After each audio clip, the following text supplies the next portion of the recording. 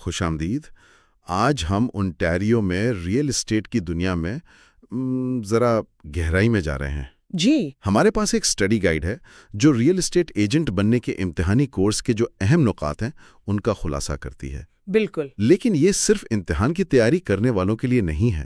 ہمارا مقصد اس گائیڈ سے وہ تمام چھپی ہوئی معلومات اور اہم باتیں نکالنا ہے جو کسی بھی گھر خریدنے یا بیچنے والے کے لیے جاننا بہت ضروری ہے۔ جی ہاں۔ تو ہم ایک فرضی خریدار علی کا سفر شروع سے آخر تک دیکھیں گے، مطلب گھر کی تلاش سے لے کر چابیاں ہاتھ میں آنے تک۔ بالکل، یہ مواد بظاہر تو ایجنٹس کے لیے ہے، لیکن اس میں وہ تمام قانونی اور مالی پیچیدگیاں ہیں جن کا سامنا ہر خریدار اور بیچنے والے کو ہوتا ہے۔ تو چلیں علی کے ساتھ اس سفر کا آغاز کرتے ہیں۔ جی، دیکھتے ہیں کہ اسے کن چیزوں کا سامنا کرنا پڑے گا۔ ٹھیک ہے، تو علی نے فیصلہ کر لیا ہے کہ وہ اپنا پہلا گھر خریدے گا۔ سب سے پہلے تو اسے یہ سوچنا ہوگا کہ کس قسم کا گھر چاہیے۔ گائیڈ میں detached, semi detached, town house جیسی اقسام کا ذکر ہے۔ یہ تو کافی سیدھی بات لگتی ہے نا؟ جی، یہ فزیکل ساخت ہے اور عام طور پر یہ فیصلہ سب سے آسان ہوتا ہے۔ ڈیٹیچڈ یعنی مکمل الگ گھر، سیمی ڈیٹیچڈ مطلب ایک دیوار مشترک، صحیح۔ اور ٹاؤن ہاؤس جس میں کئی گھر ایک ساتھ جڑے ہوتے ہیں۔ پھر ان کے اندر بھی سٹائلز ہیں، جیسے بنگلہ جس میں سب کچھ ایک منزل پر ہوتا ہے، یا 2 سٹوری۔ جی، لیکن اصل پیچیدگی یہاں سے شروع نہیں ہوتی۔ اچھا، تو پھر اصل کہانی کہاں ہے؟ اصل کہانی ہے قانونی ملکیت میں۔ علی کو صرف یہ نہیں دیکھنا کہ گھر کیسا دکھتا ہے، بلکہ یہ بھی سمجھنا ہے کہ وہ اسے قانونی طور پر اون کیسے کرے گا۔ یہ اہم ہے۔ زیادہ تر لوگ فری ہولڈ یا فی سمپل اسٹیٹ خریدتے ہیں۔ اس کا مطلب ہے کہ وہ زمین اور اس پر بنی عمارت کے مطلق مالک ہیں۔ یہ ملکیت کی سب سے مضبوط قسم ہے۔ ٹھیک ہے، یہ تو سمجھ میں آتا ہے، لیکن اکثر لوگ مل کر گھر خریدتے ہیں، جیسے میاں بیوی یا دوست۔ یہاں گائیڈ میں جوائنٹ ٹیننسی اور ٹیننسی ان کامن کا ذکر ہے، اور یہ کافی الجھاوا لگتا ہے۔ یہ بہت ہی اہم نکتہ ہے اور اکثر لوگ اس پر توجہ ہی نہیں دیتے۔ فرض کریں علی اپنے ایک دوست کے ساتھ مل کر گھر خریدتا ہے۔ ان کے پاس 2 آپشنز ہیں۔ پہلا ہے جوائنٹ ٹیننسی۔ ٹھیک ہے۔ اس کی سب سے خاص اور میں کہوں گی خطرناک بات ہے رائٹ آف سروائیورشپ، یعنی حق بقا۔ ایک منٹ، تو اگر علی اور اس کا دوست جوائنٹ ٹیننسی کے تحت گھر خریدتے ہیں اور علی اپنی وصیت میں لکھتا ہے کہ اس کا حصہ اس کے بچوں کو ملے گا، لیکن خدا نہ خواستہ اس کا انتقال ہو جاتا ہے، تو کیا وصیت بیکار ہو جائے گی؟ بالکل، یہی اس کا سب سے بڑا اور اکثر نظر انداز کیا جانے والا خطرہ ہے۔ جوائنٹ ٹیننسی وصیت کو نظر انداز کر دیتی ہے۔ بالکل، یعنی وصیت کی کوئی ویلیو ہی نہیں، کوئی ویلیو نہیں۔ جائیداد کا پورا حصہ سیدھا دوسرے مالک یعنی اس کے دوست کو چلا جائے گا، چاہے خاندان والے کچھ بھی چاہیں۔ یہ ایک ایسی غلطی ہے جو خاندانوں میں بڑے تنازعات کا باعث بن سکتی ہے۔ واہ، یہ تو بہت بڑی بات ہے۔ جی، اور اس کے لیے 4 شرائط کا پورا ہونا بھی ضروری ہے، یعنی دونوں نے ایک ہی وقت میں ایک ہی دستاویز کے ذریعے برابر حصہ اور پوری جائیداد پر قبضہ حاصل کیا ہو۔ تو پھر دوسرا آپشن کیا ہے؟ دوسرا آپشن ہے ٹیننسی ان کامن۔ اس میں رائٹ آف سروائیورشپ نہیں ہوتا، ہر مالک کا حصہ آزاد ہے۔ اچھا، علی اپنا 50% حصہ اپنی وصیت کے مطابق کسی کو بھی دے سکتا ہے، اور وہ حصہ اس کے دوست کو نہیں ملے گا۔ اس میں ملکیت کے حصے برابر ہونا بھی ضروری نہیں، ایک 60% کا مالک ہو سکتا ہے اور دوسرا 40% کا۔ تو یہ جاننا ایک عام خریدار کے لیے انتہائی ضروری ہے، خاص طور پر اگر وہ کسی غیر خونی رشتہ دار کے ساتھ سرمایہ کاری کر رہا ہو۔ یہ صرف ایک خانہ پوری نہیں بلکہ وراثت کا پورا معاملہ اس پر منحصر ہے۔ بالکل، ایک اچھا ریئل اسٹیٹ ایجنٹ اور وکیل ہمیشہ اس فرق کو واضح کرے گا۔ ٹھیک ہے، تو علی نے گھر کی قسم اور ملکیت کا طریقہ طے کر لیا۔ اس نے ایک فری ہولڈ پراپرٹی خرید لی ہے، مطلب وہ اس کا مالک ہے۔ تو کیا اب وہ اس پر جو چاہے بنا سکتا ہے؟ ایک 10 منزلہ عمارت کھڑی کر سکتا ہے؟ نہیں، ایسا بالکل نہیں ہے۔ یہیں پر حکومت کے قوانین عمل میں آتے ہیں۔ آپ اپنی زمین کے مالک تو ہیں، لیکن لامحدود اختیارات کے ساتھ نہیں۔ اچھا، حکومت کے پاس کچھ اختیارات ہوتے ہیں، ان میں سے 2 سب سے اہم ہیں۔ پہلا ہے ایکسپروپریشن۔ یہ تو سننے میں ہی بڑا بھاری لفظ ہے، اس کا کیا مطلب ہے؟ کیا حکومت کسی بھی وقت میری زمین لے سکتی ہے؟ ہاں، لیکن 2 شرائط پر۔ پہلی شرط یہ ہے کہ مقصد عوامی ہو، جیسے سڑک، اسکول یا ہسپتال بنانا، اور دوسری یہ کہ آپ کو اس کا مناسب مارکیٹ معاوضہ ملے۔ یعنی مفت میں نہیں لے سکتی؟ جی نہیں، لیکن اس سے بھی زیادہ عام حکومت کا پولیس پاور کا استعمال ہے، جسے ہم اپنی روزمرہ کی زندگی میں زوننگ کی شکل میں دیکھتے ہیں۔ اچھا، زوننگ بائی لاز، میں نے یہ سنا ہے، یہ وہی قوانین ہیں جو بتاتے ہیں کہ آپ اپنے گھر میں فیکٹری نہیں کھول سکتے؟ بالکل وہی۔ صوبائی پلاننگ ایکٹ میونسپیلٹیز کو یہ اختیار دیتا ہے کہ وہ اپنے علاقے کو مختلف زونز میں تقسیم کریں۔ مثلاً ایک علاقہ R1 کہلاتا ہے، جس کا مطلب ہے کہ یہاں صرف سنگل فیملی ڈیٹیچڈ گھر بن سکتے ہیں۔ اور یہ کیوں کیا جاتا ہے؟ تاکہ شہر کی ترقی منظم طریقے سے ہو، آپ کے پڑوس میں کوئی شور مچانے والی فیکٹری نہ کھل جائے، ہے نا؟ جی بالکل۔ اور اگر کوئی ان قوانین سے تھوڑی بہت تبدیلی چاہتا ہو، جیسے اپنے گھر کے پیچھے ایک چھوٹا سا کمرہ بنانا چاہتا ہو جو قانون سے 2 فٹ زیادہ بڑا ہو، اس کے لیے کمیٹی آف ایڈجسٹمنٹ کے پاس جانا پڑتا ہے۔ اگر تبدیلی معمولی ہو تو اسے مائنر ویرینس کہتے ہیں، اور کمیٹی اس کی اجازت دے سکتی ہے۔ اور اگر بڑی تبدیلی کرنی ہو؟ لیکن اگر آپ اپنے سنگل فیملی گھر کو 3 اپارٹمنٹس والی بلڈنگ میں بدلنا چاہتے ہیں تو یہ ایک بڑی تبدیلی ہے، اور اس کے لیے ری زوننگ کا پیچیدہ عمل درکار ہوگا، جس کی منظوری ملنا بہت مشکل ہو سکتا ہے۔ یعنی ایک سادہ سے گھر کے پیچھے قوانین کا ایک پورا جال بچھا ہوا ہے۔ اچھا، اب علی کو اپنا پسندیدہ گھر مل گیا ہے اور وہ پیشکش یعنی آفر دینے کے لیے تیار ہے۔ بیچنے والے کی کیا ذمہ داریاں ہیں؟ کیا اسے گھر کی ہر خرابی کے بارے میں بتانا ہوگا؟ یہ ایک اور بہت اہم نکتہ ہے۔ یہاں 2 طرح کے نقائص یا ڈیفیکٹس ہوتے ہیں۔ پہلا ہے پیٹنٹ ڈیفیکٹ۔ Patent defect? جی، یہ وہ نقص ہے جو آسانی سے نظر آ جاتا ہے، جیسے دیوار میں دراڑ، ٹوٹی ہوئی کھڑکی یا قالین پر بڑا سا دھبا۔ ایک منٹ، تو کیا بیچنے والا مجھے ٹوٹی ہوئی کھڑکی کے بارے میں بتانے کا پابند نہیں ہے؟ یہ تو عجیب بات ہے۔ کیا اس کا مطلب یہ ہے کہ خریدار کو ہر چیز جی خود ہی چیک کرنی ہوگی؟ قانون یہ کہتا ہے کہ جو چیز واضح طور پر نظر آ رہی ہے، خریدار کو اسے خود دیکھنا چاہیے، یعنی کیویٹ ایمپٹا۔ اچھا، لیٹ دا بائر بی ویئر۔ بالکل، بیچنے والے کی قانونی ذمہ داری اسے بتانے کی نہیں ہے، لیکن جو چیز زیادہ اہم ہے وہ ہے لیٹنٹ ڈیفیکٹ۔ اور وہ کیا ہے؟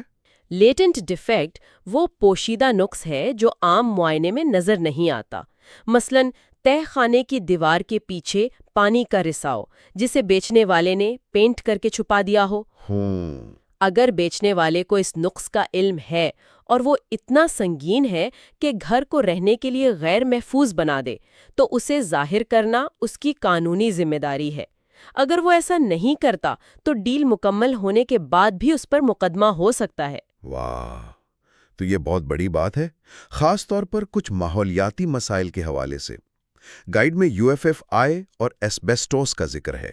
جی، یوریا فارملڈیہائیڈ فوم انسولیشن یعنی UFFI ایک قسم کی انسولیشن تھی جو 1980s میں ممنوع قرار دے دی گئی تھی، کیونکہ اس سے صحت کے مسائل پیدا ہو سکتے تھے۔ اسی طرح ایسبیسٹوس بھی پرانی عمارتوں میں پایا جا سکتا ہے۔ یہ ایسے لیٹنٹ ڈیفیکٹس ہیں جن کا اگر بیچنے والے کو علم ہے تو اسے ہر حال میں بتانا ہوگا۔ ٹھیک ہے، اب علی آفر دینے لگا ہے۔ اس کا مرکزی دستاویز agreement of purchase and sale ہے۔ اس میں ڈپازٹ کا کیا کردار ہے؟ ڈپازٹ خریدار کی سنجیدگی کا ثبوت ہے۔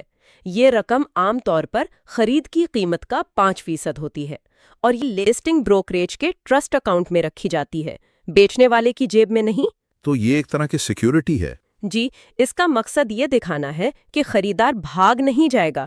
یہ رقم ڈیل کے آخر میں ڈاؤن پیمنٹ کا حصہ بن جاتی ہے۔ اور اس ایگریمنٹ میں شرائط یعنی کنڈیشنز بھی ہوتی ہیں، جیسے فائنانسنگ یا ہوم انسپیکشن کی کنڈیشن؟ جی، یہ کنڈیشنز پریسیڈنٹ کہلاتی ہیں۔ یہ ایک طرح سے خریدار کے لیے ایگزٹ یا باہر نکلنے کے راستے ہیں۔ مطلب؟ فائنانسنگ کی کنڈیشن کا مطلب ہے کہ میں یہ گھر خریدوں گا بشرطے کہ مجھے بینک سے لون مل جائے۔ ہوم انسپیکشن کی کنڈیشن کا مطلب ہے میں یہ گھر خریدوں گا بشرطے کہ انسپیکٹر کو کوئی بڑی خرابی نہ ملے۔ اور اگر یہ پوری نہ ہو تو؟ اگر یہ شرائط مقررہ وقت میں، جو عموماً 5 سے 7 دن ہوتا ہے، پوری نہ ہو تو علی بغیر کسی نقصان کے ڈیل سے باہر آ سکتا ہے اور اسے اپنا ڈپازٹ واپس مل جائے گا۔ اور وارنٹیز کا کیا معاملہ ہے؟ یہ کنڈیشن سے کیسے مختلف ہیں؟ وارنٹی بیچنے والے کی طرف سے ایک قسم کی گارنٹی یا وعدہ ہے۔ مثال کے طور پر بیچنے والا ایگریمنٹ میں لکھ کر دے سکتا ہے کہ میں وارنٹی دیتا ہوں کہ اس گھر میں UFFI نہیں ہے۔ اچھا۔ کنڈیشن کے برعکس وارنٹی ڈیل مکمل ہونے کے بعد بھی زندہ رہتی ہے۔ اگر علی کو گھر خریدنے کے 1 سال بعد پتہ چلے کہ گھر میں UFFI تھا تو وہ بیچنے والے پر وارنٹی توڑنے کا مقدمہ کر سکتا ہے۔ یہ تو بہت واضح فرق ہے۔ کنڈیشن ڈیل کو حتمی شکل دینے سے پہلے کی حفاظت ہے اور وارنٹی ڈیل کے بعد کی حفاظت۔ اب آتے ہیں سب سے اہم حصے پر، پیسہ۔ یہ سب کچھ اچھا ہے، لیکن علی اس گھر کے لیے ادائیگی کیسے کرے گا؟ ٹھیک ہے، یہاں 2 بنیادی قسم کی مورگیج ہیں۔ اگر علی کے پاس گھر کی قیمت کا 20% یا اس سے زیادہ ڈاؤن پیمنٹ ہے تو اسے کنونشنل مورگیج ملے گی۔ اور اگر اس کے پاس 20% سے کم ہے، جو کہ اکثر پہلے خریداروں کے ساتھ ہوتا ہے؟ اگر ڈاؤن پیمنٹ 20% سے کم ہے تو اسے ہائی ریشیو مورگیج کہا جائے گا۔ اس صورت میں بینک کا خطرہ بڑھ جاتا ہے، اس لیے قانوناً مورگیج ڈیفالٹ انشورنس خریدنا لازمی ہے۔ اچھا، یہ انشورنس بینک کے لیے ہوتی ہے؟ جی، یہ انشورنس بینک کی حفاظت کرتی ہے، خریدار کی نہیں، اور اس کا پریمیم علی کی مورگیج کی رقم میں شامل کر دیا جاتا ہے۔ ٹھیک ہے، تو بینک یہ کیسے فیصلہ کرتا ہے کہ علی قرض واپس کر بھی پائے گا یا نہیں؟ یہاں گائیڈ میں GDS اور TDS ریشو کا ذکر ہے، جو فارمولوں کی شکل میں کافی پیچیدہ لگتے ہیں۔ کیا اسے آسان لفظوں میں سمجھایا جا سکتا ہے؟ بالکل، اسے اس طرح سوچیں کہ علی کی سالانہ آمدنی ایک پلیٹ ہے۔ بینک 2 چیزیں دیکھتا ہے۔ پہلا ہے گراس ڈیٹ سروس یا GDS ریشو۔ ٹھیک ہے۔ یہ ریشو یہ دیکھتا ہے کہ آپ کے گھر کے کل اخراجات، یعنی سالانہ مارگیج کی ادائیگی، پراپرٹی ٹیکس اور ہیٹنگ، اس پلیٹ کا کتنا حصہ لے رہے ہیں۔ بینک چاہتا ہے کہ یہ حصہ 32% سے زیادہ نہ ہو۔ ٹھیک ہے، یعنی پلیٹ کا 1/3 سے بھی کم حصہ صرف گھر پر خرچ ہو۔ بالکل، پھر آتا ہے ٹوٹل ڈیٹ سروس یا TDS ریشو۔ یہ کہتا ہے کہ گھر کے اخراجات اور علی کے دوسرے تمام قرضے، جیسے گاڑی کا لون، کریڈٹ کارڈ۔ جی، کریڈٹ کارڈ کی ادائیگی، اسٹوڈنٹ لون، یہ سب ملا کر اس کی آمدنی کی پلیٹ کا 40% سے زیادہ حصہ نہ لیں۔ لیکن کیا 40% بہت زیادہ نہیں ہے؟ اگر کسی کی آمدنی کا تقریباً نصف حصہ صرف قرضوں میں جا رہا ہے تو کیا یہ مالی طور پر غیر ذمہ دارانہ نہیں؟ کیا بینک لوگوں کو خطرے میں نہیں ڈال رہے؟ یہ ایک بہت اچھا سوال ہے۔ یہ 40% ایک بالائی حد ہے۔ بینک یہ دیکھنا چاہتا ہے کہ بدترین صورتحال میں بھی کیا آپ کے پاس روزمرہ کے اخراجات اور کھانے پینے کے لیے پلیٹ میں کافی جگہ باقی ہے۔ اچھا، تو یہ ایک طرح کا سٹریس ٹیسٹ ہے۔ بالکل، یہ ان کا ایک سٹریس ٹیسٹ ہے تاکہ اس بات کو یقینی بنایا جا سکے کہ قرض لینے والا اپنی تمام مالی ذمہ داریوں کو پورا کر سکتا ہے، صرف مارگیج کو ہی نہیں۔ یہ ایک مکمل مالی تصویر پیش کرتا ہے۔ تو GDS صرف گھر کی افورڈیبلٹی دیکھتا ہے، جبکہ TDS آپ کی پوری زندگی کی افورڈیبلٹی کو مد نظر رکھتا ہے۔ یہ ایک بہت اہم فرق ہے۔ بالکل، یہ دونوں تناسب مل کر بینک کو علی کی مالی صحت کا ایک جامع نظارہ فراہم کرتے ہیں، جس کی بنیاد پر وہ یہ فیصلہ کرتے ہیں کہ اسے کتنا قرض دیا جا سکتا ہے۔ تو آج ہم نے علی کے ساتھ اس پورے سفر کا جائزہ لیا۔ ہم نے جائیداد کی فزیکل اور قانونی اقسام کے فرق کو سمجھا، خاص طور پر جوائنٹ ٹیننسی کے پوشیدہ خطرے کو۔ جی، پھر ہم نے دیکھا کہ زوننگ جیسے حکومتی قوانین ہماری ملکیت کو کیسے محدود کرتے ہیں۔ ہم نے خرید و فروخت کے عمل میں لیٹنٹ ڈیفیکٹس کو ظاہر کرنے کی اہمیت اور کنڈیشنز اور وارنٹیز کے فرق کو جانا۔ اور آخر میں ہم نے GDS اور TDS ریشو کے ذریعے فائنانسنگ کی اہلیت کو آسان زبان میں سمجھا۔ یہ گائیڈ یہ واضح کرتی ہے کہ ریئل اسٹیٹ کا لین دین صرف ایک گھر خریدنے کا نام نہیں، بلکہ یہ ایک انتہائی پیچیدہ عمل ہے جس میں قانونی، مالی اور انتظامی پہلو شامل ہیں۔